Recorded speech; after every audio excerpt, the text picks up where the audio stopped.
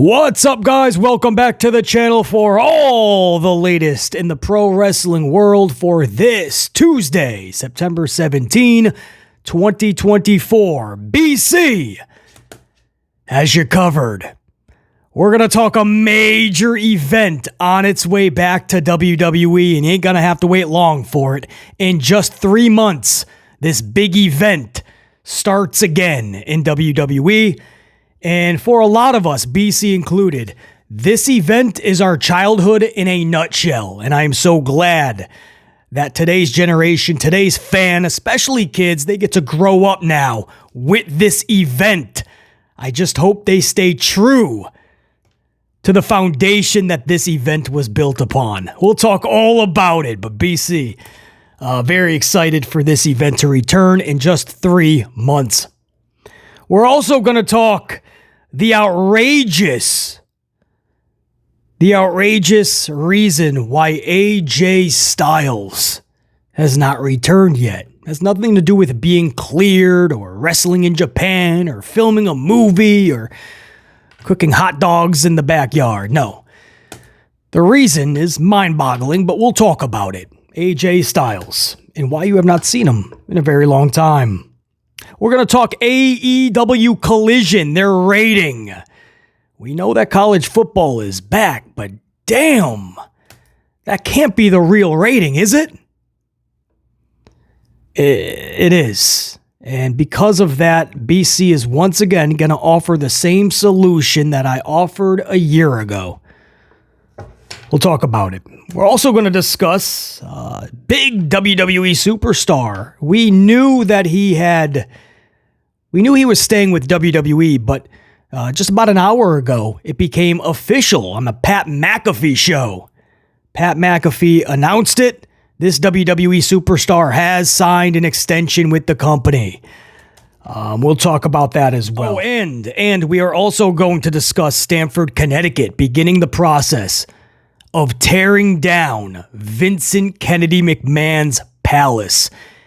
And it's fitting with all that's going on with Vince that the one symbol of everything he created, the symbol of that, Titan Towers, would also be collapsing as well. Figuratively, not literally, but if business is not conducted in such a way and Stamford decides to do so, then it could literally collapse. But I am going to show you guys a photo, and it's pretty sad. If you've ever seen Titan Towers, if you've ever driven by it over the years, that big WWE logo, or WWF back in the day, the WWF, then WWE flag, and the American flag, the building was so lively, so much pomp and circumstance went into that building. You knew, even if you didn't see the logo up front, you knew that was WWE. And the photo that has surfaced that I'll show you guys in this upload, it's pretty depressing. It's definitely sad, but again, it's kind of fitting with all that's going on with Vince. We'll talk about that as well. I'll show you guys that photo. And an update on why Jey Uso looked so damn weird last night in the main event segment when he came out to help Rhea and Damian. But it looked like it was a Jeff Hardy situation during his AEW debut, and Matt Hardy's getting stomped, and the music hits, and Jeff is supposed to run down there and save his brother who's getting beat up. Instead, Jeff is just dancing and jiving to his music. He forgot all about his brother. After a couple 2-3 minutes, he runs down finally. This was one of those situations where Jay got to the ringside, and then he's like, I changed my mind. This was not a good idea. Deuces, ooses. I'm going back to catering. He looked like he had no plan. He had no business to be there. Sure enough, we thought it was just because maybe Bron Breakker, he had a timing issue and he was just late. Well, we have confirmation on what exactly happened and why Jey Uso looked so stupid last night. We'll talk about it. It's all coming up in this very upload, guys. Grab your beverages, sit back, kick back, relax, and PC's got you covered for all the news. And before we get going, we'll start with the big story too, the big event that's coming back in December. And I just can't wait for it. Our childhood in a nutshell is how I call it. But before I get into that, big thank you to everybody that caught the Raw review that went up just a couple of hours ago by the time you guys see this. And from this recording, only an hour ago. But the Raw review went up in a live stream just a couple of hours ago. Make sure you guys check that out if you want all of the amplified review and thoughts of that show from BC. Well, we were able to do that live. It took us many attempts, 6 attempts to be honest. 6 attempts, and we had no notice when we finally went live. I was just seeing like, is this even going to work? And boom, we were live. I said, you know what? Let's go.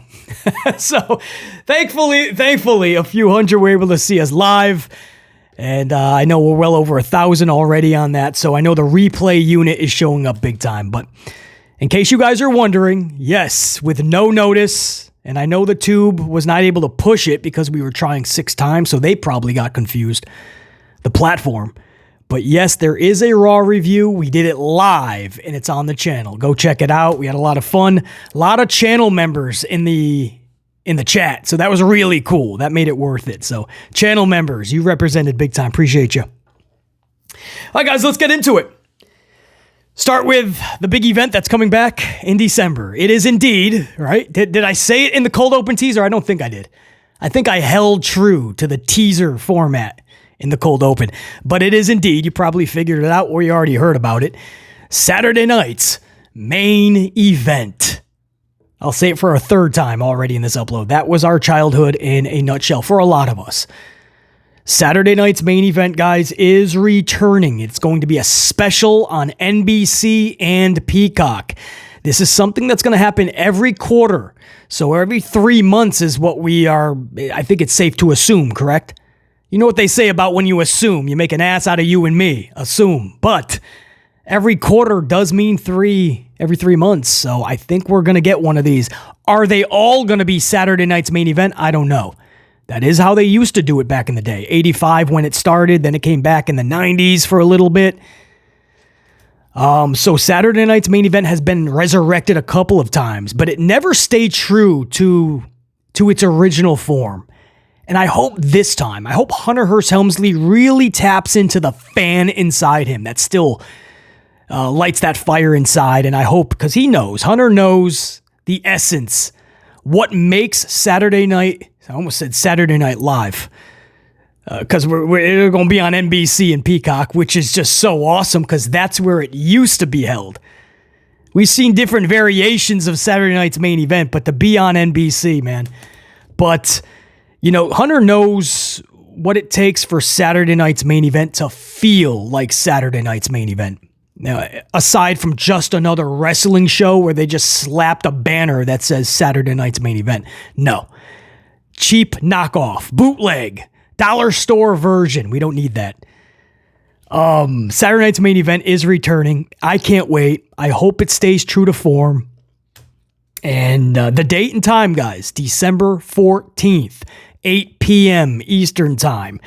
If you want to get tickets, they are going. I don't know if they're on sale yet. They may have delivered a date, though. Maybe Friday they go on sale. But it will be at the Nassau Coliseum, Long Island. We expect the debut of MJF at that show. Kidding. Relax. I'm kidding. Everyone's like, what? No way. Not Long Island. It's Long Island. No, MJF will not be on that show. He could be backstage, though. Maybe he's visiting the Codemeister, as he calls him, Cody Rhodes. But yes, MJF's backyard, Long Island, will host. And if you guys remember, man, it's all the feels, right? It's all that nostalgia. Saturday night's main event, back on NBC. In the Nassau Coliseum, man, Long Island. This is where WWE, that was like their second home. Forget Madison Square Garden.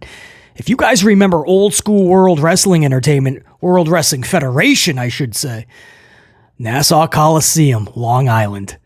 So I thought the Coliseum was torn down or something. So maybe this is a new one, or is this the same Coliseum?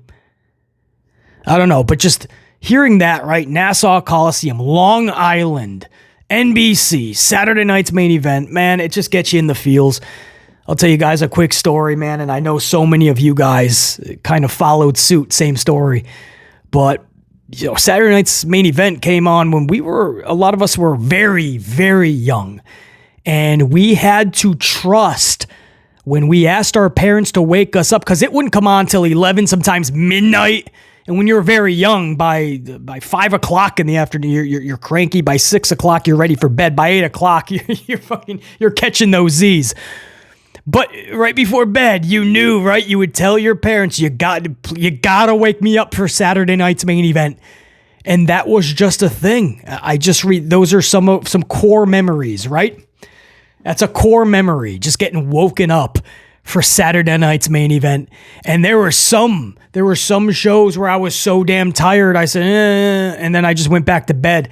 And the Ma Dukes never re-woke me. I was like, what are you doing the next morning? And I woke you, I left. I said, I missed Saturday night's main event. King Kong Bundy and Hogan. Macho Man taking out Hulk Hogan in the medical room as they're attending to Miss Elizabeth. Man, there was some Saturday night's main event I didn't get up for, and I was just, for the next week, I was just livid. So by the next Saturday night's main event, I was like, all right, I want 4 wake-up calls. I want 6 alarm clocks. I want pots and pans banging. But that's how it was back in the day, because a lot of us were just so young, and it came on so late. But there was so much talk about, right? Mean Gene Okerlund and Lord Alfred Hayes and Gorilla Monsoon, Vincent Kennedy McMahon. They just bulked it up to where it was like a pay-per-view. And you had to see some of these matches, you know? You had to see, like, Hulk Hogan and Zeus get it on. Macho Man and Zeus versus Hulk Hogan and who was it? Maybe Brutus Beefcake in the steel cage. You know, you had to see that. That was Saturday night's main event, man. So anyway, guys, it is official. It's coming back. It's December 14th. It is on NBC. It is at 8 p.m. Eastern time. So you don't got to wait. If you're younger, you ain't got to wait about sleeping through it, right? It's going to be 8 p.m. It would be really cool if it was on like 11, 12, but they do have, Saturday Night Live, so I understand.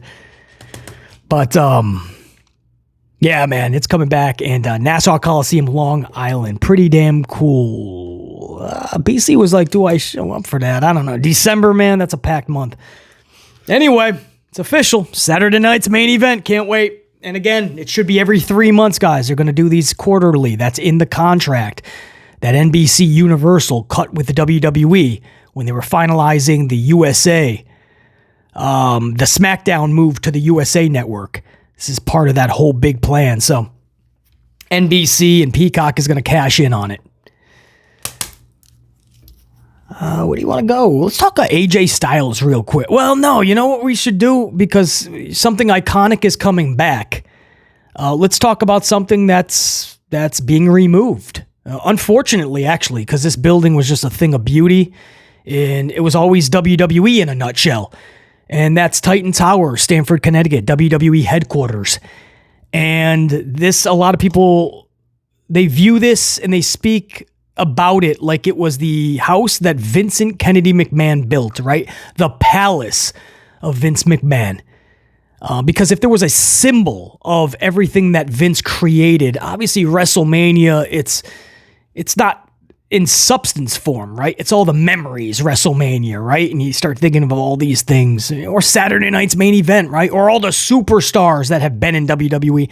But as far as something that is, I mean, you can reach out, touch it, see it, like the success of VKM, Titan Towers was that symbol. If you've ever seen it live, there's nothing like it.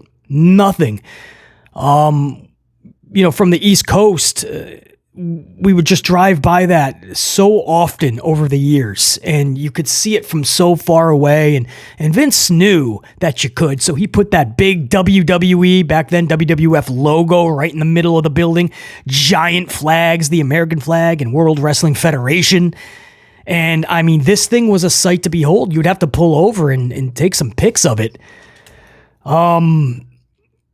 It was always just, it was always just so special, that building. And they moved into their new headquarters. Officially, 100% was last year. They began even sooner than that, but they're in their new headquarters. They say across the street. It's a little more than that.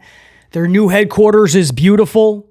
Big building. They got all the pomp and circumstance as well. They got a big, massive championship title that you can pose in front of. The big WWE logo. They got the flags. So they tried to carry all that too, but it doesn't have that same feel. So now that they have officially moved, the old building, the palace that Vince built, so to speak, that is now up for sale. And I don't know if it's officially been sold, if they're not able to reach an agreement, or even if the people that have bought it want to completely tear it down and start anew. It happens all the time, right? Apartment complex buyers, they'll tear down whatever it was and just resurrect an entire apartment complex in its place. Things of that nature. So you could see the demolishment of Titan Towers. That would be wild, because just the picture that I saw is sad enough. And I'll show you guys right now, man, post-edit. This is the photo that's already surfacing. They're already starting to remove the identity of Stamford, Connecticut, basically Titan Towers WWE headquarters. They're removing everything that made it special. WWE logo, you can see it's already been removed. You can see just the shadowing of it, like where it has been placed for years and years. But you can see that the official platelet has been taken off. The flags, man, the flags are down. And you could just imagine the changes and things that are being taken down internally in that building. And you're just reminded of all the years of WWE business being conducted. All the wrestlers ever for WWF/WWE, they went in those walls for all their meetings with Vince and everything they had to do, the photo shoots, the contracts that were signed, just everything, man. Promos were cut there. Shows, man, they had their own studio. Shows were cut there. Wrestlers worked out there nonstop. Vince worked out there every single night. They held pay-per-views on the roof. Money in the Bank was held on the roof, was it not? I believe it was. They've cut angles there. There was a Super Bowl commercial shot there. You know, all these memories just kind of cross by when I'm thinking about WWE's Titan Towers headquarters being demolished, or at least everything being stripped away and removed and bought out by a whole new entity. Wild. But anyway, guys, that's the latest on that as well. I thought that was an interesting story for anybody who's caught up in the nostalgia of Saturday night's main event. That's coming back. That's the good news. The bad news is Titan Towers is gone. And again, as I said in the cold open teaser, it's kind of fitting, right? Ironic.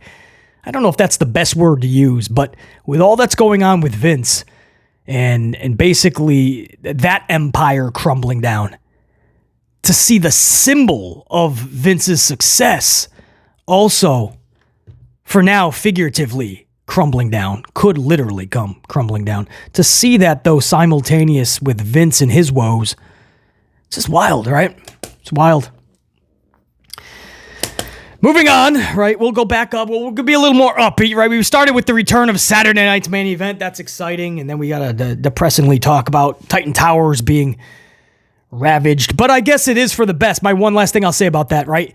If you're truly going to start anew and away from anything that VKM has possibly tainted, you know, you start with a new building, right? Even though Vince is the one who started that whole process and did the move, that was all Vince's decision. It's almost like Vince knew. Remember that promo?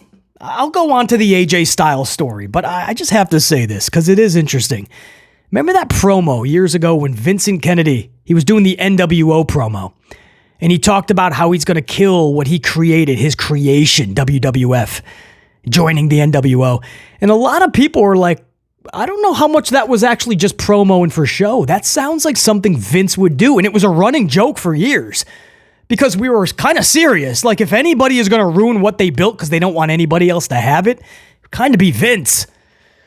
And while he didn't exactly do that with WWE, you know, just the fact that he knew he was on his last leg in a suit, showing up to work.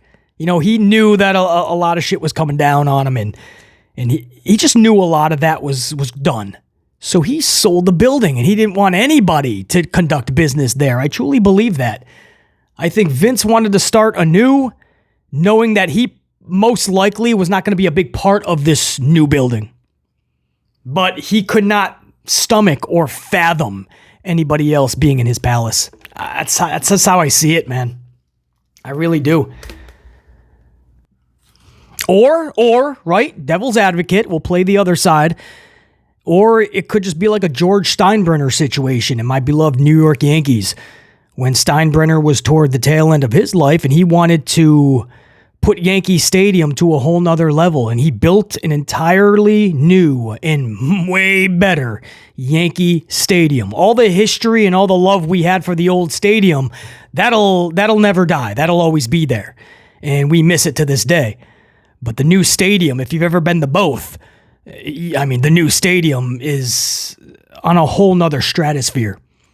And George Steinbrenner didn't do that just because he didn't want anybody else enjoying the old Yankee Stadium. He wanted to do that as one of the last things before he leaves, is leave everybody with an even better New York Yankee system and Yankee team and Yankee existence. I just, when I think George Steinbrenner and Vincent Kennedy, that they're very different people in many ways, though. And I honestly believe Vince didn't want anybody in his palace when he's gone. Go to AJ Styles. AJ Styles has not been seen in a while. And that is not because he hasn't been cleared. That is not because he's too busy with the slip and slide and cooking hot dogs with the kids in the backyard. That's not because he's filming some movie. It is because Hunter Hearst Helmsley, from what we are being told, I'll give you the exact quote, what we're being told. No creative direction is what AJ was told. We're told that that's what AJ was told. No creative decision or direction. So the decision is made to just kind of stay home, enjoy that family time. We'll continue to pay you. We'll call you when we got something for you. Some wrestlers love that. Maybe AJ's at that stage in his career where he's like, cool, ain't got to tell me twice. But AJ Styles loves being on the road. AJ Styles loves being on all these shows. He loves wrestling. He's always been in good shape. He's always ready. So again, the reason you're not seeing AJ Styles is they just don't have anything creatively for him. We've heard that over the years with Vincent Kennedy. It's tough to hear that knowing that Hunter is in charge. We know he takes a lot from Vince. That's who he learned from. But what is dumbfounding and befuddling to BC, and I know many of you guys, is why I have two pens in my hands. First of all, that's befuddling. I just realized that. When I was younger, I used to be able to do both hands, by the way. Ambidextrous, is that what they call that? I used to be able to write, eat, do everything with both hands. Anyway, that's not the only thing that's befuddling. AJ Styles, not on these shows when he is ready to rock. That is befuddling. It is wild to conceive the notion that you have a wrestler, a superstar like AJ Styles ready to go for your company, and you have nothing creatively. I understand the shows are stacked with talent as it is. Perhaps they have way too much talent. No, perhaps. They do. You can't fit everybody on the show. But I'm going to say this again. You have AJ Styles ready to rock. And your answer is, cool.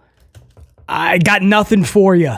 Just stand down for now. We'll think of something hopefully in the future, and you'll be notified. Wow, man. AJ Styles, they're treating this dude like he's James Ellsworth. I mean, like one half of the Viking Raiders. No offense to the Viking Raiders or James Ellsworth or Pretty Deadly, but come on, man. This is, they're treating him like this is just like Mello or Ricochet. This is AJ Styles, man. He can carry storylines. He's good on the microphone. Of course, he can rock that wrestling ring like no other. He's too versatile. He can do too much. He's a switchblade when it comes to pro wrestling. No offense to, no pun intended over to Jay White. But he has so much to offer, and there's no way you can just keep him out. I don't know, man. I'm kind of, as I'm telling you guys this story, and this is, again, just what we're hearing. There's no creative direction. That's what he's told, and that's what we were finally told. As I deliver that story, you guys, I'm kind of at a loss for words. And as a podcaster, like BC especially, a New Yorker who's podcasting and has the gift to gab, I got to tell you, man, not often do you get at a loss for words, but I just don't understand. If I got a creative pen and I'm told AJ Styles is ready to rock, do you have anything for him? No is not going to be in my vocabulary. I'm going to be like, I'm sorry, what? AJ's ready? Give me 10 minutes. I'm going to change some things around, reconstruct this whole show sheet. And AJ Styles going to be all over this show now, man. Going to be at the start of the show. We're going to give him 3 middle segments, and we're going to have him end the night. That's what BC doing with AJ Styles. Man, AJ Styles is ready, but you would never know it because they have nothing for him. And AJ Styles isn't exactly getting younger, guys. You know, this is a dude that he's out of his prime, and that's okay, because an AJ Styles that's out of his prime is still better than most wrestlers in their prime. But right about now, you got to get the best. I say that about Randy Orton. We don't know how much, especially with his bad back, we don't know how much longer for Randy Orton in that ring. So you really want to give him the best of creative right now. Same thing with AJ Styles and not even using him. That just doesn't seem right. So that's the latest on AJ Styles, guys. Somebody who you are seeing on WWE television currently, big news on this dude, Sheamus. It was officially announced on the Pat McAfee show not long ago, a couple hours ago by now, that Sheamus has indeed signed an extension with WWE. He is not leaving, not going to AEW, nothing like that. He is staying with the WWE. Just a few days ago, we found that out. It was leaked, but this is the official announcement, and they did it in grand status, right, with Pat McAfee, and on that show declaring it, and then Sheamus took it to his social doohickey machine, and it became a big thing. But congratulations to Sheamus. You know, we say we didn't expect him to go anywhere, but I mean, we said that about Mercedes at one point, Sasha Banks, and she's in AEW. We've said that about Edge, right? Edge isn't really leaving, guys. Edge went to AEW. Even Little Ricochet, right? Little Ricochet, a lot of people are like, he's not really going to go. I mean, you know, that's one of Hunter's guys.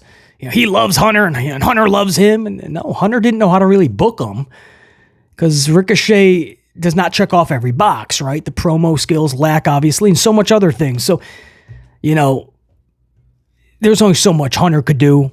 And just being one of his boys did not satisfy Ricochet. And before you know it, Rico is over in AEW.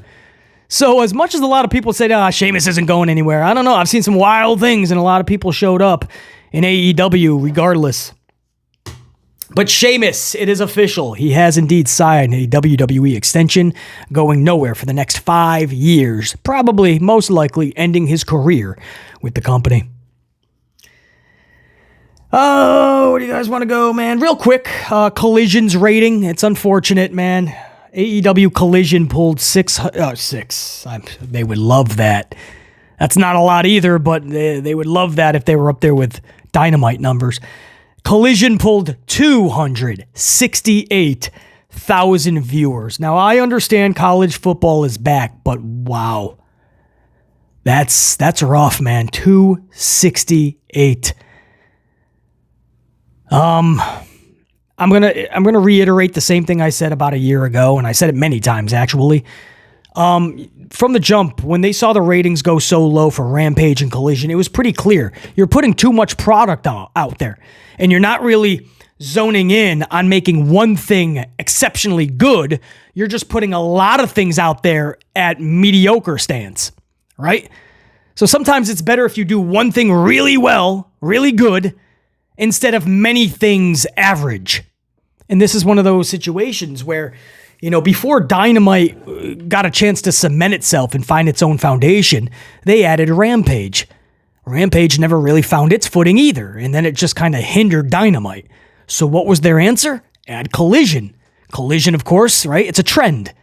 You could see this coming from a mile away. Collision never really found its footing, consistently anyway. First couple of episodes, just like Dynamite, just like Rampage, did pretty good, and then they dropped like flies.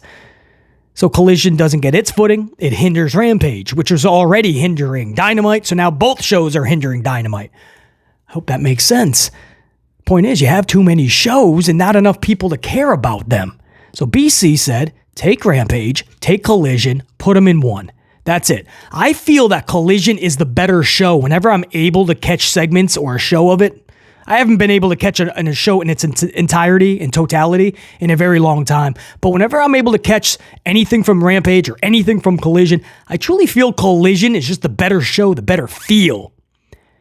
And it's funny that one of the main topics of this upload is Saturday night's main event, because when CM Punk was in control, quote unquote, of Collision, he brought back that Saturday night's main event intro where he had the music playing and you would cut to the wrestlers cutting promos backstage while the music is playing. And it's just short promos just for the matches that night to get you hyped up.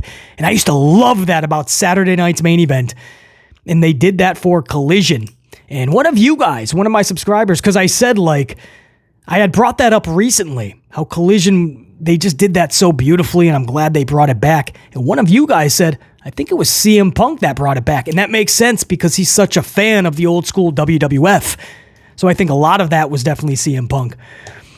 And I still get that special feel for Saturday Night Wrestling from Collision. So my point is there's a lot of potential there.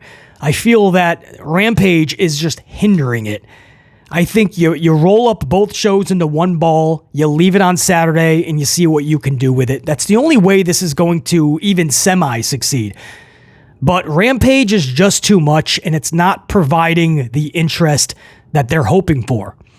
Now, I understand there's a whole TV aspect behind it, right? And they want to leave Rampage on there because they don't have to spend a lot for it. So they're probably getting... anything they're getting is like a cherry on top, Warner Brothers Discovery.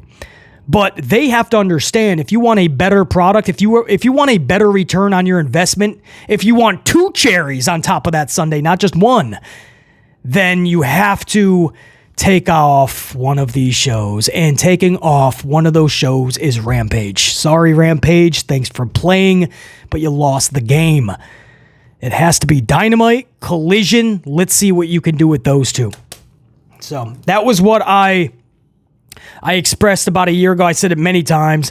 And now with this rating of 268, there is no excuses. You could say college football all you want. You could say there was a Taylor Swift concert while the college football game was going on, and it was a holiday, and there was a presidential debate. It wouldn't matter anymore, guys. Excuses is just what they are. Even if they're all accurate, it wouldn't matter anymore. 268 is now telling you probably shouldn't be on the airwaves. So, and I hate to see Collision go. So what I would do is X-nay Rampage, put all your resources. If you have to have a second show, put all your resources into Collision. 268K. Lowest show of the week, of course, with the asterisk being Rampage.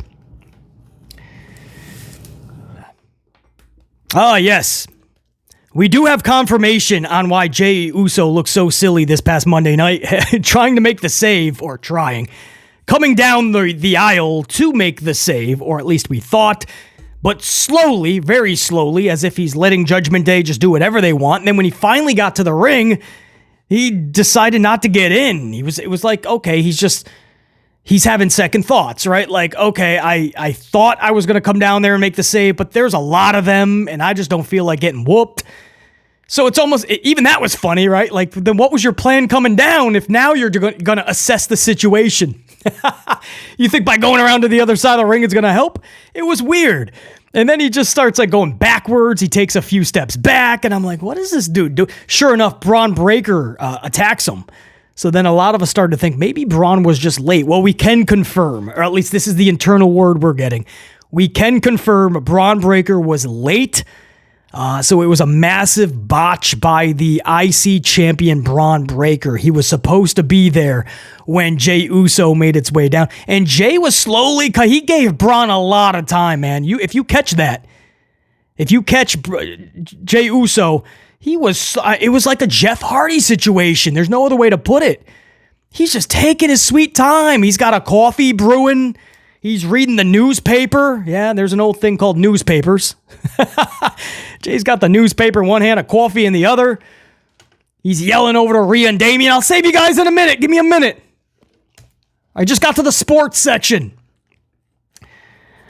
But yes, it's confirmation. That was not Jey. Jey tried to hold off as long as he could. He looked goofy because Bron Breakker was so damn late. Who does? Maybe somebody tripped him, right? Somebody was in the crowd. They tripped Bron. He lands on his face. Guy's in a hoodie and shit. Probably couldn't even see.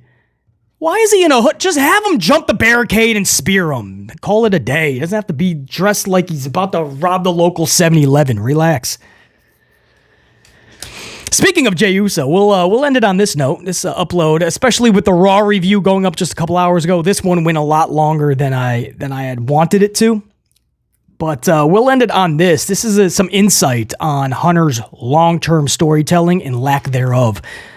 There's some aspects where Hunter does some good long-term storytelling, or so it seems. And on many things, it's awful, right? And it's short-term at its worst. Xia Li, for instance, where it's just these little short feuds that don't have anything to be gained, right? Nothing is gained for each superstar. Nothing is gained for the segments or anything going forward feud-wise or for the company in totality. So it's very weird. I use the Xia Li example because it's like they bring her out of nowhere from catering. She wins 2 quick matches, lights out, by the way, knocking out Candice LeRae and then Indy Hartwell. So it's like, all right, they're giving her the rocket. Oh, we got 2 down. We'll build the character a little more. We'll get people into this, right? But that's a good start. And it was only just to get her over to NXT to lose to Valkyria and then to lose to Becky Lynch, I believe it was. So just a couple of odd losses, and then Hunter just said, okay, thanks, that's all we needed you for. That month and a half, those 2 wins were just so you could take some big L's, and they would be more meaningful for Val and for Becky, I think it was. Was it, though? The answer is no. Did nothing. And not long after, by the way, Xia Li was just out of WWE, released. Very odd, man. And you could bring up, we could be here another hour just giving you situations like that over the last 6 months, bare minimum. So a lot of short term that just doesn't lead to anything. And that's the problem. There isn't a lot. There isn't as much long-term storytelling as many fans believe. So Jey Uso recently sparked that conversation yet again for his words on the bloodline.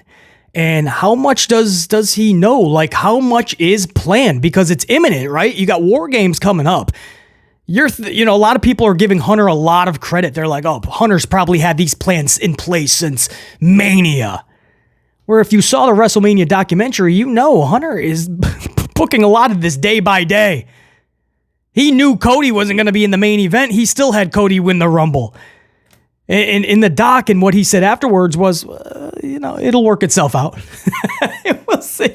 We'll think of something. I don't know what it is. And then Cody went to say the plan that they ended up with before the whole half the audience absolutely went berserk because Cody wasn't going to finish his story. But before that, the plan that Hunter eventually ended up with, and he told Cody told everybody, you don't want to know what that is. It was that bad. He recently said that. That was a week ago. So when Hunter finally did come up with a plan, Cody refuses to tell it. It was that bad. So anyway, here's Jey Uso talking about the bloodline and the story arc and how there really isn't one. They're kind of just winging it. This is the exact quote from Jey Uso.